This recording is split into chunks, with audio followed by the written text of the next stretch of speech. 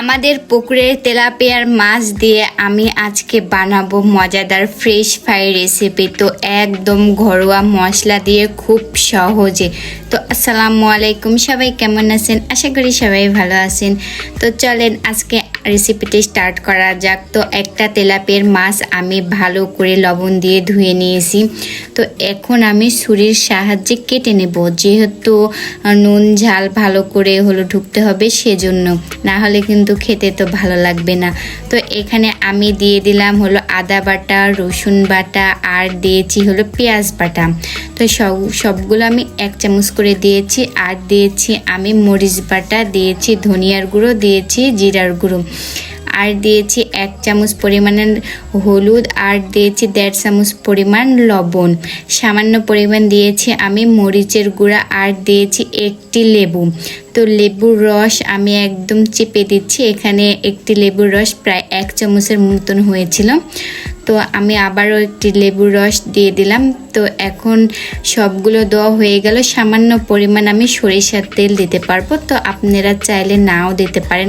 যেহেতু এটা আমি তেলে ভাজবো, তো আমি ভাবলাম একটু সরিষার তেল দেওয়াই যাক, যেহেতু এগুলো খাঁটি ফ্রেশ সরিষার তেল আমাদের বাসার।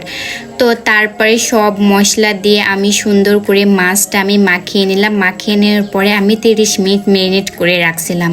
30 মিনিট ম্যারিনেট করে রাখলে তাহলে মশলাটা মাছের ভিতর সুন্দরভাবে ঢুকে যাবে এবং খেতেও ভালো লাগবে। কিন্তু এটা আপনারা একদিন আগে মশলা মাখিয়ে যদি ফ্রিজে রেখে পরের দিন ভাজেন, তাহলে কিন্তু আরও বেশি টেস্ট লাগে। তো আমার হাতে সেরকম সময় ছিল না, সেজন্য আমি অতক্ষণ রাখিনি।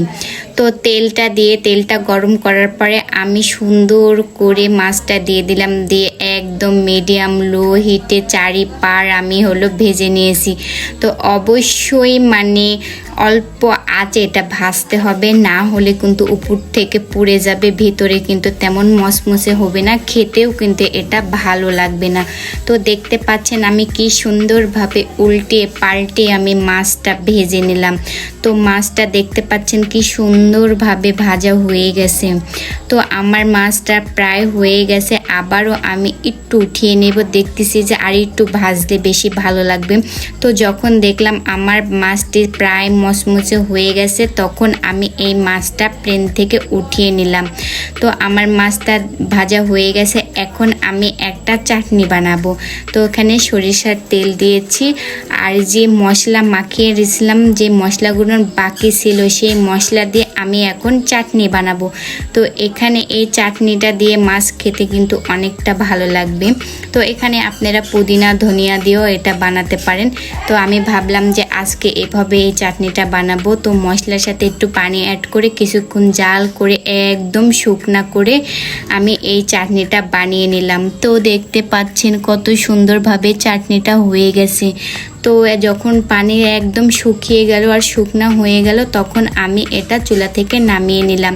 তো আজকের এই রেসিপিটা কেমন লাগলো অবশ্যই কমেন্ট করে জানাবেন। আর রেসিপিটা ভালো লাগলে লাইক কমেন্ট শেয়ার করবেন। আর এভাবে আপনারা কারা ফিশ ফ্রাই করে খান সেটাও আমাকে কমেন্ট করে জানাবেন। তো আজকের ভিডিওটা এ পর্যন্তই। সবাই ভালো থাকবেন, সুস্থ থাকবেন। ধন্যবাদ।